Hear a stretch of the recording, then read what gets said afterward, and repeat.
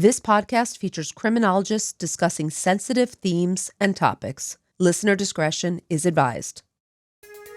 One woman's comeback from drugs and incarceration would lead her to a life of service in helping indigenous families find their loved ones. This is the Lissa Yellowbird story.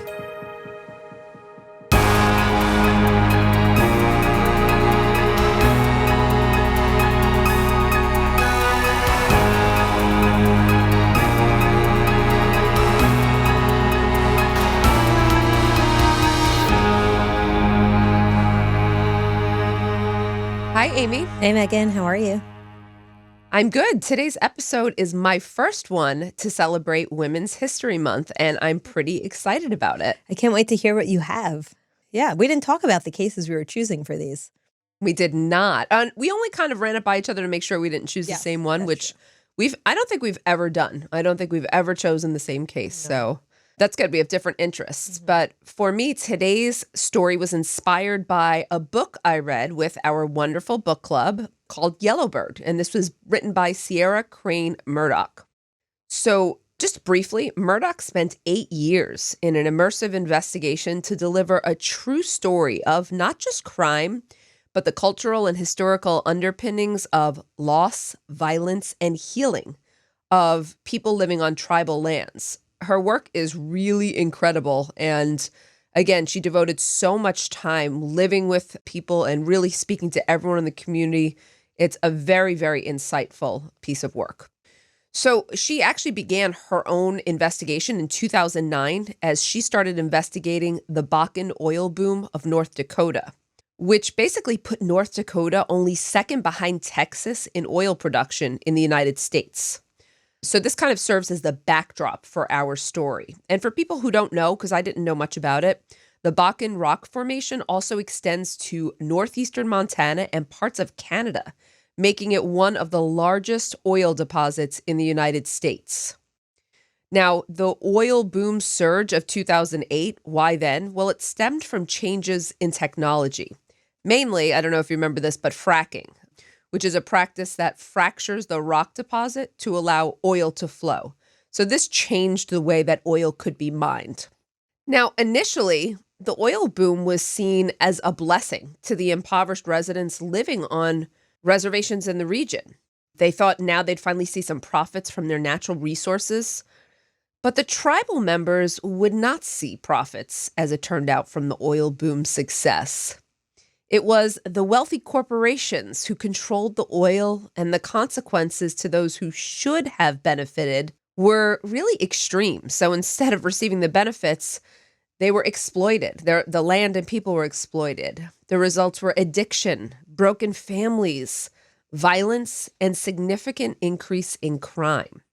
So not only does today's case stem from the outcome of the oil boom exploitation, but it extends way beyond just one crime, Amy, and just one woman to an entire community.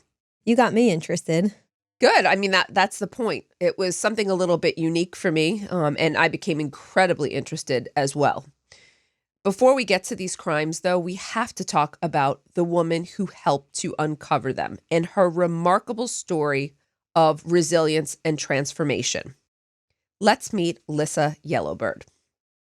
Born in 1968 to Irene Yellowbird and Leroy Chase, Lissa Yellowbird is a member of the 3 affiliated tribes, which are the Mandan, Hidatsa, and Arikara nations, who found their permanent home in western North Dakota in the Fort Berthold Indian Reservation. Lissa's father joined the Air Force before she was born and was not present then, while her mother was pregnant and really for the rest of Lissa's childhood. So it was primarily Lissa and her mother, Irene. Except Irene was not a total constant in Lissa's life either. Irene was very ambitious, and she really wanted to work in academia, going to school in both North Dakota and Wisconsin before returning to North Dakota in the late 1990s as the only, get this, Native American professor in the state at the time. Wow. What was she teaching? I know. What subject? I'm not sure what subject she taught. The book did reference it. I just can't remember offhand. So it was her mother's ambition that took her away from Lissa at times. Lissa lived with her mother off and on during Irene's pursuit of education, but she was primarily raised by relatives, and I think at the time, Irene's mother, so Lissa's grandmother. Now, unfortunately, Lissa suffered sexual abuse at a young age, reporting that she'd been molested when she was just 4 years old by a caretaker, someone who I guess watched her when her mother was at school. And then she was sex trafficked in her teens and young adulthood during the beginning of the oil boom in the 1980s. Was sex trafficking a part of that, or they were two separate? Like, I didn't know if sex trafficking was a byproduct of the oil boom or it was just a separate incident. I'm not sure that I would say it was directly a byproduct from what I know, although with the oil boom, remember, crime rates did increase on the reservations, and some of those crimes included sex crimes. Okay. So without knowing specifically, I can say that it wouldn't be a shock to see if the two were correlated. However, Lissa never told her family about these traumas, about being victimized. Now, Lissa also became a young mother herself, having her first daughter at age 19 and then going on to have 5 more children, I believe by different fathers who were not involved with their children, although Lissa does not talk very much in her own story or in Murdoch's story, Yellowbird, about the fathers. I just know that they weren't, or they were primarily uninvolved with their children. And while Lissa was in and out of abusive relationships and drug addiction, she worked hard to keep her family together. Now, her children were taken a few times by social services, but Lissa did not give up. She faced a lot of barriers, but despite the difficulties, Lissa pursued an education. Get this, getting a degree in criminal justice from the University of North Dakota, all while working to provide for her children. That's incredible.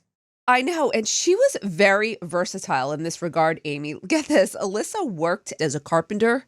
She worked as a bail bondsman, an exotic dancer, a prison guard, and eventually landed a job she loved, working as a legal advocate in civil and criminal matters for the 3 affiliated tribes. This is incredible because she's working really hard. It doesn't sound like she has a father figure for her children and she's providing for them. It's incredible. I know. And dealing with a number of significant traumas and really issues and setbacks on her own, but still, she was a fighter. Now, this job she loved was going well until an unfortunate tragedy occurred in the town where Lissa lived with her children.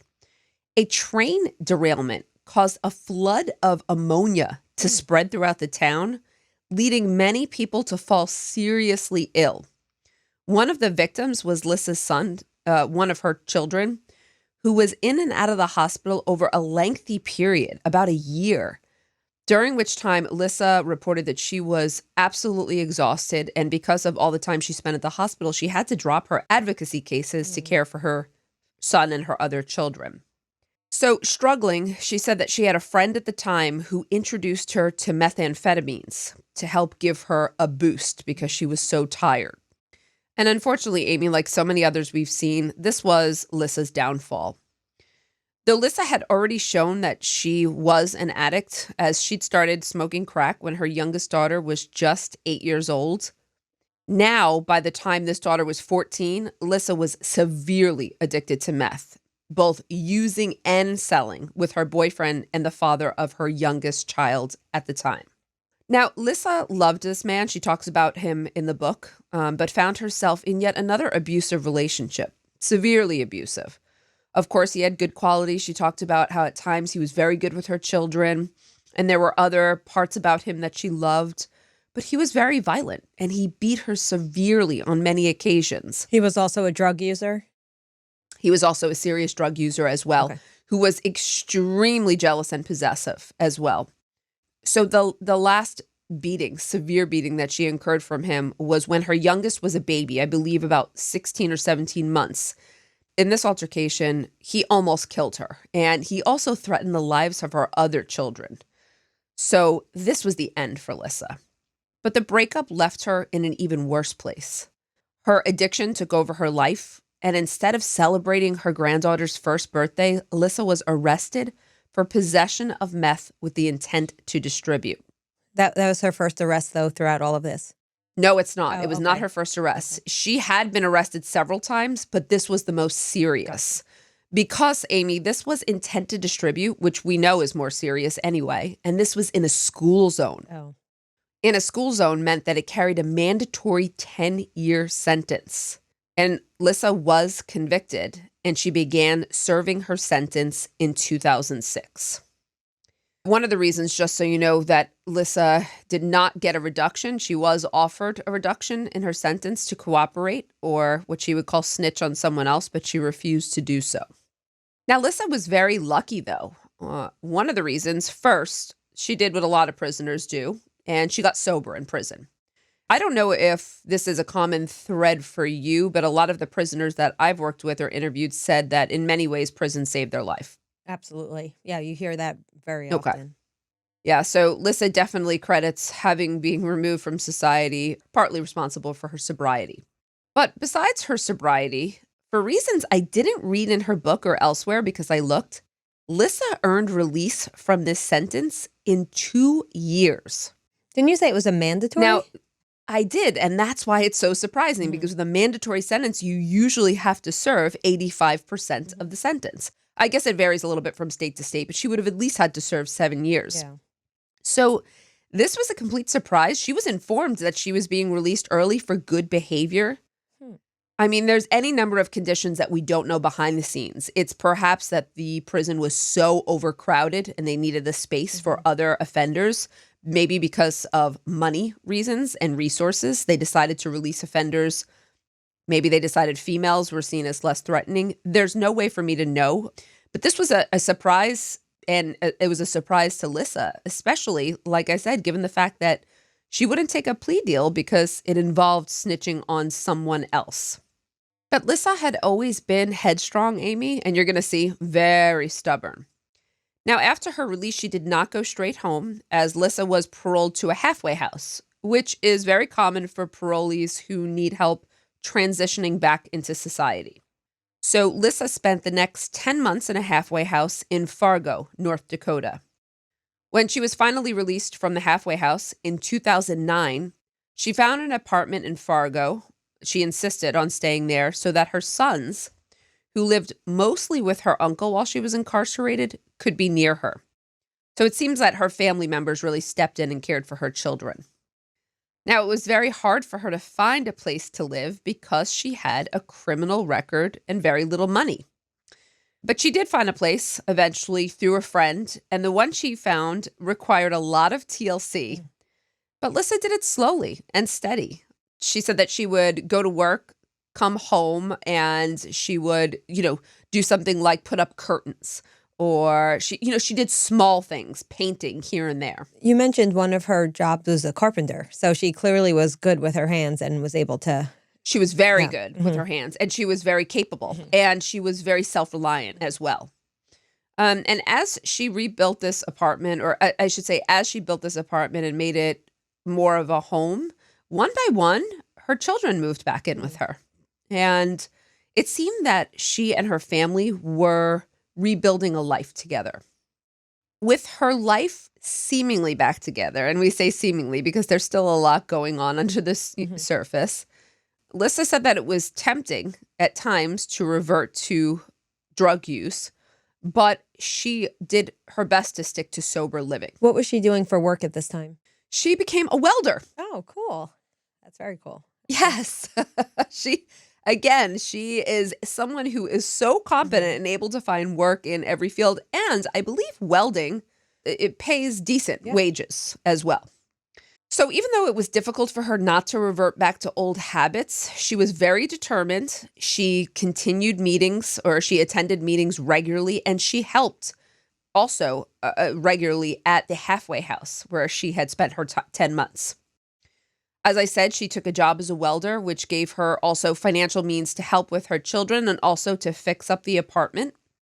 For a year after she'd been released from prison, Lissa stayed away from the reservation and mostly away from those who loved her. Why? But her eldest daughter convinced Lissa to visit her family on the reservation, and she reluctantly agreed. Why was she estranged? With her addiction, she had burned bridges, and I think there was a lot of judgment of her in her family or at least what she perceived. And she did return, but she said it was awkward at first. It was awkward for some family members. She felt that some of them were looking at her like, is she going to steal from us? Is she going to do something? Is she still using drugs? But that wore away pretty quickly. And Lissa realized that her family still loved her very much. And she really began to reconnect with them. Not just with her family as well, but she said she found a really strong connection now to the reservation and the customs and the cultures. She found real significant meaning in that.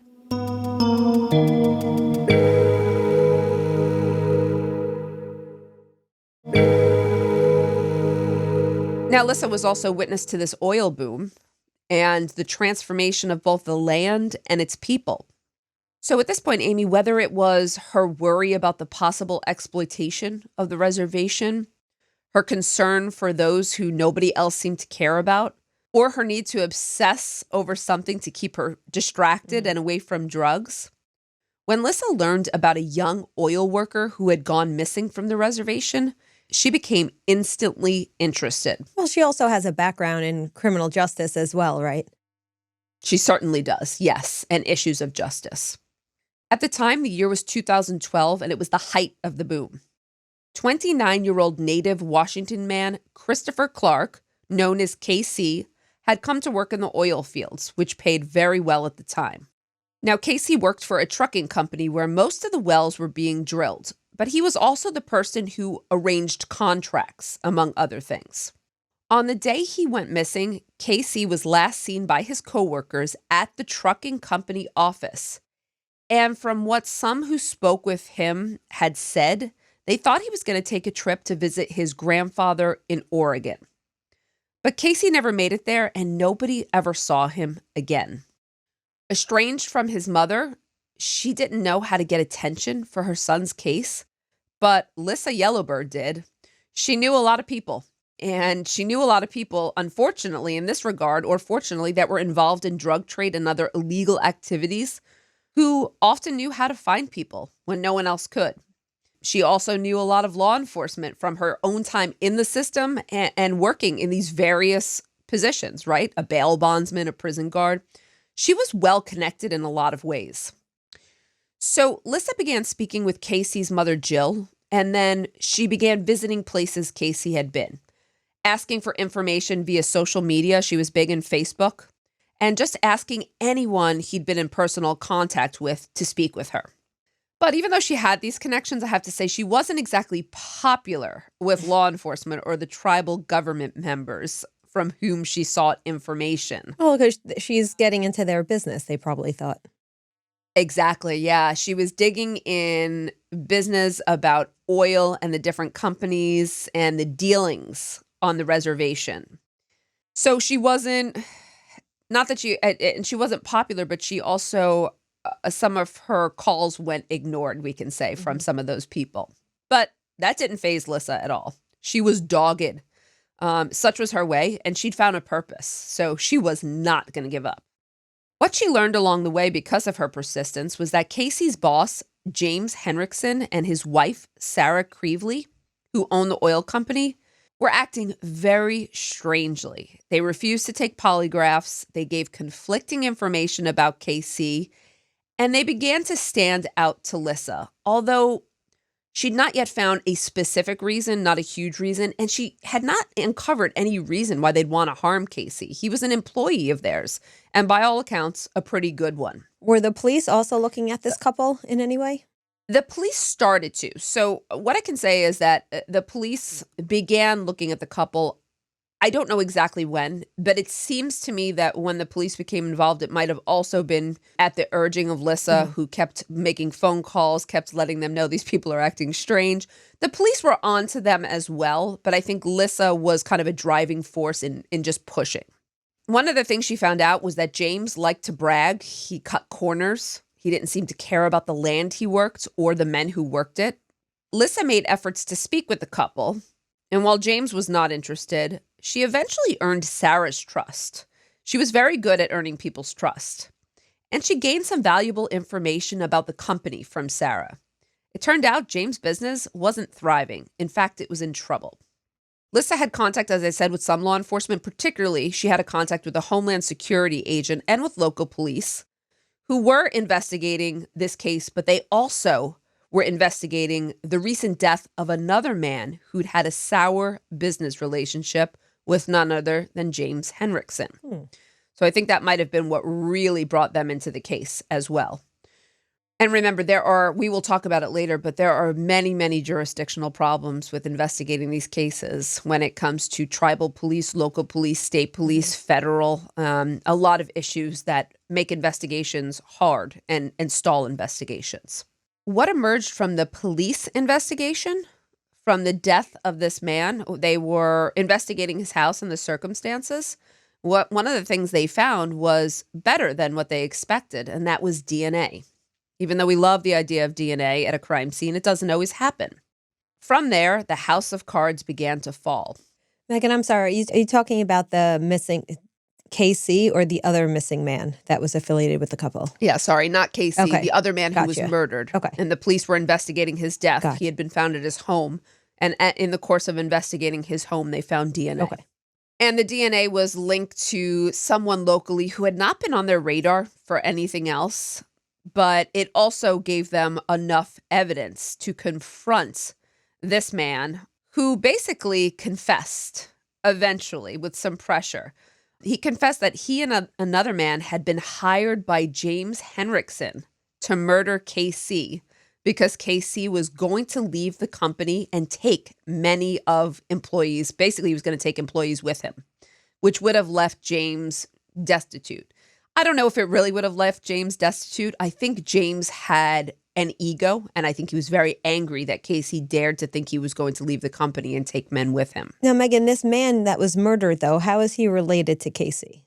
Yeah, he was also, just so you know, he was also involved with James, and they had a sour business relationship, and it did relate to Casey and other of these dealings. Okay. It seemed that James had, I don't know all the specifics about his murder, Amy, but it did seem that James, when he had a problem with someone, he seemed to be able to find someone else to take care of it. And I guess it seemed that murder was not out of the realm to solve his So this business is almost like problems. establishing a pattern of behavior, would you say? Yes, and a plot. Yeah. I mean, there's multiple people involved, it seems. This man who was murdered had knowledge about Casey's murder. Gotcha. Of course, James denied, he was confronted with this information, but denied any involvement in the crimes, as did his wife, Sarah. But at a later trial and with mounting evidence, James Henriksen was convicted of murder and sentenced to life in prison in 2016. Sarah was never charged. Some people were very conflicted about that. Lissa always believed that Sarah knew more than she revealed, but probably wasn't involved in the murder plot. Some people described Sarah as completely innocent. Others said she was devious. Regardless of the opinions, there was no evidence that could be traced to Sarah. I also believe Sarah was given protection from James in the end because she did testify. Though the hitmen tried to take law enforcement out to find Casey's location because they did not have his body, unfortunately, he was buried deep in the Badlands, and to this day, Casey's body remains missing. And while Lissa Yellowbird may have been a thorn in the side of law enforcement, as many would say, her dogged investigation and pushy tactics were almost certainly one of the key ingredients for justice being served in Casey's case. Now, helping others to find their missing loved ones was hard enough, but for Lissa, this tragedy hit very close to home after James Henriksen's conviction. In August of 2016, her niece, Carla Yellowbird, went missing. And Lissa jumped into action right away. How old was the niece? I believe she was a minor, if not she was close to around the age. She may have been a little bit older, around 18, 19, but still quite young. Lissa began texting people, posting on social media, doing everything she could to help her sister find her niece. Her niece, Carla, was living in the town of Mandan, North Dakota, which is on the eastern border of Morton County, and it's a pretty populated city. Now, Carla had gotten involved with drugs, but she had also entered drug treatment on her own. Unfortunately, when she returned, so did her use of drugs. So she entered drug treatment on her own. She came back, but as we know, people come back to the same communities, the same influence. And so it's hard to escape the cycle of addiction. Now, Karla had been visiting Spirit Lake, an Indian reservation, on the day that she went missing. And this complicated things because the tribal police have jurisdiction over crimes on their tribal lands, not Morton County. So who was supposed to investigate this? Again, it wasn't complicated for Lissa, though. She wasn't law enforcement, and she didn't really care whose jurisdiction this came under. She heard rumors that Karla was last seen in a silver truck with 3 men at Spirit Lake. Remember, again, she had a huge network of followers on social media by this point, and people responded. And Lissa soon found out who owned the silver truck. She was working with a detective who also had the case in Mandan, and this detective welcomed Lissa's help. The two exchanged information, and Lissa put the names of the men suspected to be involved in Karla's case online. She put all 3 of their names. She made them public. I guess that's the beauty of just being an ordinary citizen. You don't have to abide by any rules. You could just do that. You do not. No. Well, I guess she could get in trouble she could face civil suit for defamation for doing something like that. It's not that I don't believe she said these 3 people kidnapped my niece. I believe she said these are the 3 people that were last seen with my niece. Okay. So I'm not necessarily sure you can get in trouble for that. Okay, gotcha. And her plan worked because she soon got a phone call from a man named Suna Guy, and he was one of those 3 men. He was willing to talk to Lissa, and while at first he denied any involvement in Karla's disappearance, Lissa wasn't having that. She urged him pretty roughly to tell the truth. But it would take several conversations and Lissa building rapport with Suna before he'd be willing to share any details. At one point, Suna was lying so much, and Lissa knew it, that she stopped playing friend and said she basically told Suna that he should call her back when he was ready to be honest and save his own ass. She hung up on him then. Now, she said this was an impulsive decision, and she wondered right after, was this the wrong move? Because she did not have a number or a contact for Suna, and she was relying on the fact that he would call her back. So this was a gamble. But it was the right move because Suna did call back, and this time he was willing to talk. He told her what Lissa had already feared and already, I think, knew, and that was that Karla was dead. Suna said that he had been there when the crime was committed, but he was not the shooter. The motive was drugs, he said. The men she'd met at Spirit Lake stole her money and drugs in a robbery gone bad. She asked him why her niece had to die, and he said that wasn't the plan. It just went awry. I'm assuming she's sharing this information with the police. She does share it with the police, yes. Suna also told Lissa that he'd spoken with the police at this point and that he believed he was in danger and that the men who had committed this crime or were with him were going to turn on him. So he was in hiding at this point. Lissa and Detective Bowman, who she was working with from Mandan, they drove up to Spirit Lake to meet Suna, who was hiding at a relative's house. With the FBI in at this point and the FBI helping as well, Suna was brought back to Spirit Lake where he was able to pinpoint the place that Karla's body had been left. And he didn't lead police astray. They found Karla's body. Lissa was able to ID her niece via photos. The police didn't want her near the crime scene, but they did take photos and show her immediately, and I believe also through a tattoo and other identifying features. It was Karla. Suna and the other 2 perpetrators were arrested for Karla's murder. What wound up happening? One of the 3 perpetrators, Dalen St. Pierre, pleaded guilty to felony murder, saying that he only meant to hit Karla over the head with a gun, but it went off. He received a sentence of 27 years of incarceration for the crime. Dakota Charbonneau pleaded guilty to second-degree murder for aiding and abetting in the murder and other charges, for which he was sentenced to 50 years in prison. I'm assuming that he also had a criminal history that might have increased his sentence. But Suna also pled guilty in exchange for a 15-year sentence. Now, Suna was given a reduced sentence because of the fact that he cooperated. Amy, amazingly, Lissa spoke out on Suna's behalf at his sentencing. She basically told the court that they never would have found Carla if Suna hadn't told them where she was. That's why he got a reduction, right? That is why he got a reduction. But she was arguing for more of a reduction. She felt that 15 years was still too much. She felt that he also, because he was not, it was pretty much confirmed that he was not the shooter. And I think this was kind of a surprise to him as well. She believed because of his reduced culpability and because of his cooperation, he deserved less of a sentence than 15 years. Nonetheless, he still got 15 years in prison. And unfortunately for Lissa, this caused a serious rift with her family, who could not believe that she would speak out on Suna's behalf. To this day, if you watch interviews with Lissa, she still feels it was the right thing to do, and she hopes to reunite with these family members someday and mend the rift.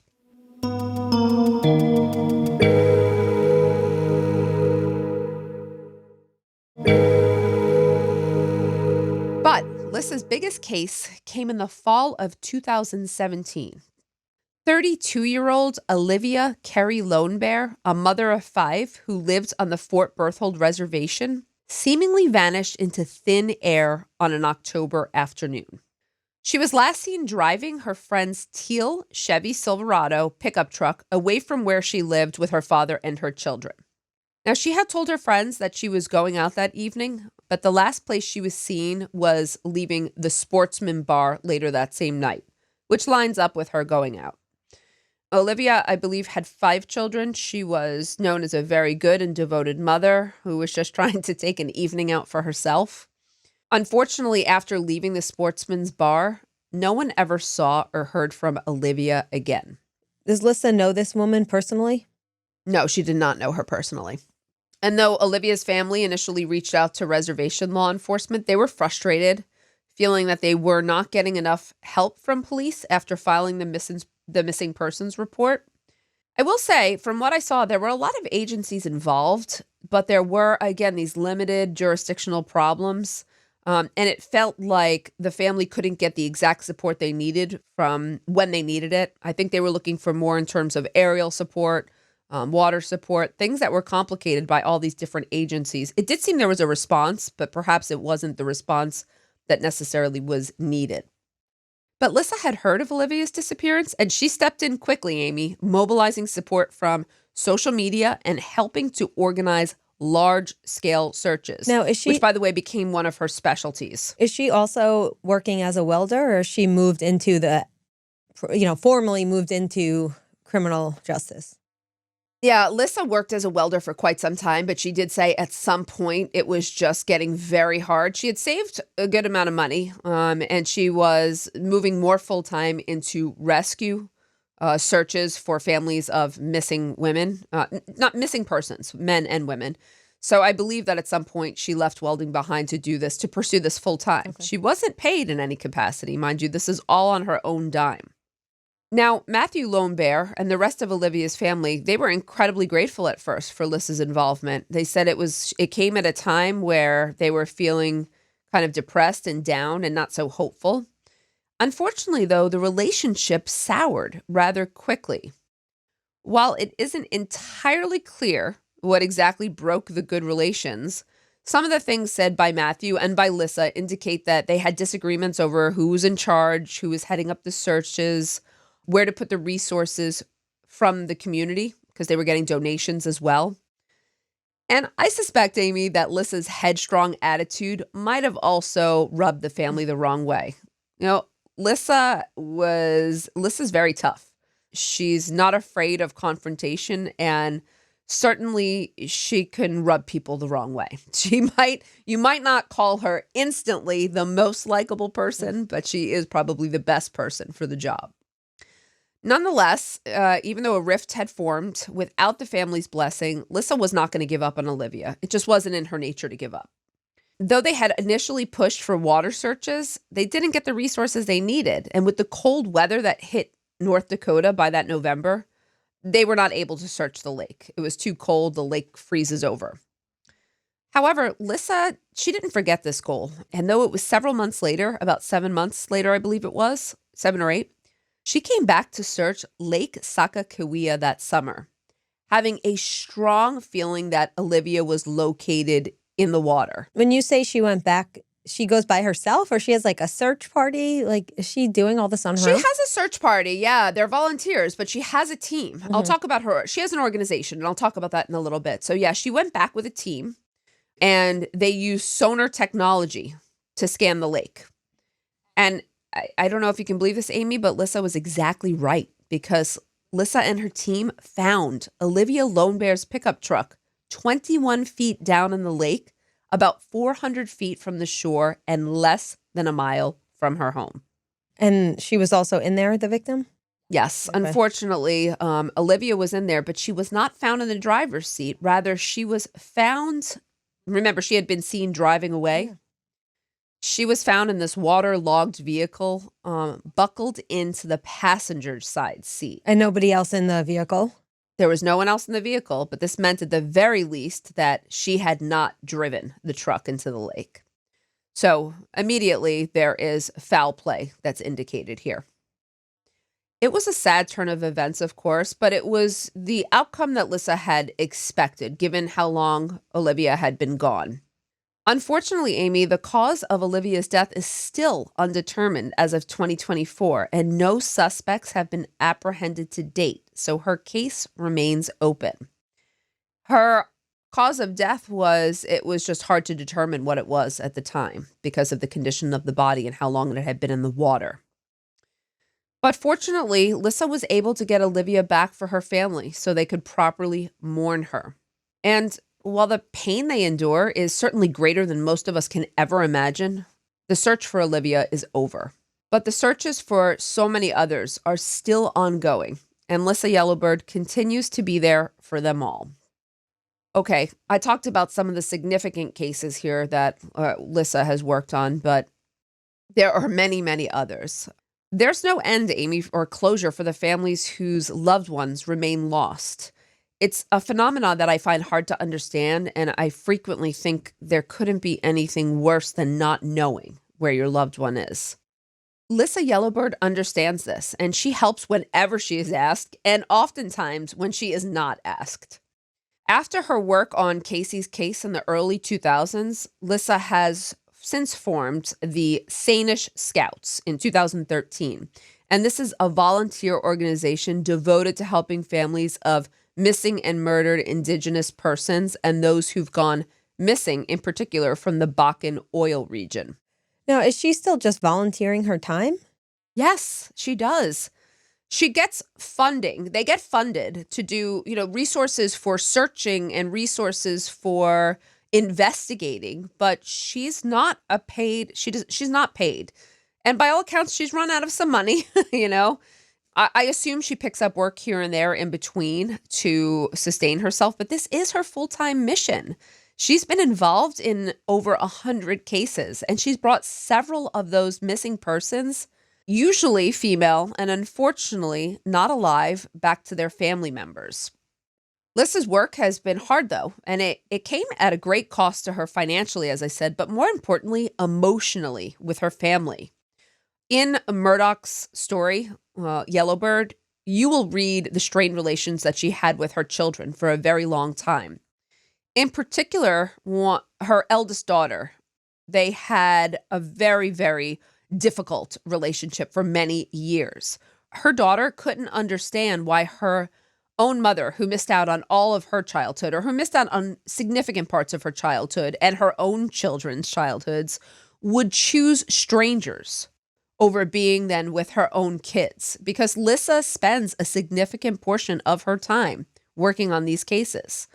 When her daughter was younger, though, she was struggling with addiction, so it was probably hard for her to be there, and now she's gotten the help she needs, right? I'm assuming she's no longer using drugs if she's able to do all this work. That's correct. Mm-hmm. But that's her daughter's point. Mm-hmm. She was, she was an addict. She was in and out of prison. Her daughter was with other relatives. Now that she's finally sober, she thought her mother would want to spend most of her time with her family. Mm-hmm. So she and some of her other children did struggle with the idea that Lissa would then be spending so much time away from them. Mm-hmm. I will say she has come to terms with her mother's work, saying the following in the book. I do believe she has a purpose in this world. I do believe that although she may not have been the ideal mom, her purpose is beyond being a mom. Mm. So it seems that her children have actually come to terms with it. And some of her children were incredibly inspired by Lissa's work and wound up going to social work or social services themselves. So now you could probably see why I chose Lissa for today's story. She is also a woman who turned her life around, but has become a leader in the movement of missing and murdered Indigenous women, bringing attention to these cases and bringing them home. I also appreciate that you chose her for Women's History Month too, because a lot of the times we focus on women who have done reform on a larger level, maybe a federal level, Yes. or have touched many Yes. more people. But it's important to recognize that there are so many women who are heroes in this area that are, it may seem like they're only helping maybe a fewer number of people, but those people are somebody's brother, mother, husband, sister, father, right? So I think it's important to showcase them as well. I think so too. I'm glad you said that. Her work is part of a much larger systemic issue, as we know, and that is the crisis of missing and murdered Indigenous women. Now, we've both discussed some of these issues. I provided some of the statistics and numbers way back in episode 48 when I covered the murder of Deborah Black Crow O'Neill. But I think we should discuss them again briefly for anyone who maybe didn't listen to that episode and because they bear repeating over and over again.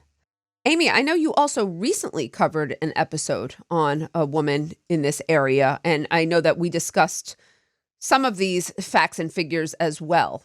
Yes, it was Kimberly Bearclaw Iron, and I believe it was episode 140. So we discussed a lot of these, but I think it's very important to keep discussing, to keep letting people know how pervasive the problem is. From what we know now, numbers show that 4 out of 5 Indigenous women have or will experience violence in their lifetime. That's a very high number, more than the general population. Native American women are victims of domestic violence at 50%. They are murdered at more than 10 times the national average. And 1 in 3 are victims of sexual assault, usually at the hands of non-Indigenous men. Those numbers are jarring. The numbers are jarring. They are the most victimized group of women. According to the National Crime Information Center, 5,700 Indigenous women were reported missing in 2016, but only 116 of those were logged in the federal missing persons database. Again, it goes back to the jurisdictional issue that we keep talking about time and time again when we talk about these cases. There needs to be some way that these jurisdictions can work together better. I think so. Some of the root causes as well. We know that there are patterns of transient male workers like oil workers and miners and such setting up camps in remote places near the work, but that usually puts them near reservations and tribal lands. These places are referred to as man camps. I think we've discussed this before, but their inhabitants are isolated for very long periods of time with stressful jobs and long hours. It tends to cause a whole cascade of consequences, starting with substance abuse and leading to violence and crime against the women who live near them. And as you said, these places often fall between jurisdictions, at least the tribal lands do. So it becomes an issue of some of these lands are federal, while some come under the jurisdiction of the state. It also depends on who the perpetrator and victim are, because jurisdiction varies according to whether someone is Native American or non-Native American. Also, or further complicated by tribal officers who have some power to detain serious offenders for a limited time, but after that, it's up to local, state, or federal law enforcement to take over, which often does not happen. Mm-hmm. But Amy, the encouraging news is that Murdered and Missing Indigenous Women organization and movement is finally getting some real attention, with several advocacy groups emerging. There's also more press interest as well as some other encouraging changes. So major studies conducted by the National Institute of Justice and Health Institute provided those numbers I referenced above about women who were not reported. or included in databases. So the response has been that the Department of Justice and the Bureau of Indian Affairs created a new database that will absolutely include and track missing women from tribal lands, no matter where they are. Couple other things. In 2022, President Biden signed the reauthorization of the VAWA Act. That's the famous Violence Against Women Act. One of the new provisions was, quote, to expand special criminal jurisdiction of tribal courts to cover non-native perpetrators of sexual assault, child abuse, stalking, sex trafficking, and assaults on tribal law enforcement officers on tribal lands. So this is also marks a very big expansion into the powers of what tribal authorities can investigate. Two other bills, the Not Invisible Act, signed into law in 2020, and Savannah's Act, also signed into law in 2020, aim to address the crisis by engaging law enforcement, tribal leaders, federal agencies, service providers, essentially everyone, to better coordinate across agencies, because that's the real problem here. It's about time. Yeah, it's about time. And there's an advisory committee which makes recommendations to the Department of Justice on best practices on how to respond to this crisis. Savannah's Act also provides tribal access to resources and information such as the Federal Criminal Information Database. And more importantly, it requires data collection related to missing and murdered Indigenous women and people, regardless of where they reside. So those numbers have to be inclusive now. Yep. Again, this is one of those stories that ends with something on a positive note because people are finally listening. I mean, unfortunately, it's taken a lot of missing and murdered women for there to finally be attention paid to this, which is unfortunate. But I'm just glad that we see so much movement in the right direction to try to finally provide protection for women and just people in general who are living on Indian reservations. There are some positive changes. We still need a lot more. For anyone else who's interested, you can donate to the National Indigenous Women's Resource Center. Beyond that, you can keep educating yourself on these issues. Look at all of these websites. Share these stories. Share them in your book clubs. Talk about them in your everyday conversation with family and friends. There's a lot we can do to keep the conversation moving and really forward this cause. I want to thank everyone for being here today for this special episode. We really love Women's History Month, especially Women in Crime. It's a great place to showcase some of these incredible heroes. We appreciate you joining us today, and we'll catch you next time on Women in Crime. Women in Crime is written and hosted by Meghan Sachs and Amy Shlosberg. Our producer is James Varga. Script editing is by Abagail Belcastro. Audio editing is by Siler Burr and Jose Alfonso. And music is by Desert Media. If you enjoy the show, please remember to follow and leave a review. You can also support the show through Patreon, where you can get access to additional ad-free content such as exclusive full-length episodes, lectures, a book club, and virtual happy hours with Meghan and Amy. For more information, visit patreon.com/womenandcrime. Sources for today's episode include High Country News, BBC News, the Dateline episode Secrets of Spirit Lake, the Indian Law Resource Center, the National Crime Information Center, the Department of Justice, White House.gov/factsheet, and the book Yellowbird by Sierra Crane Murdoch.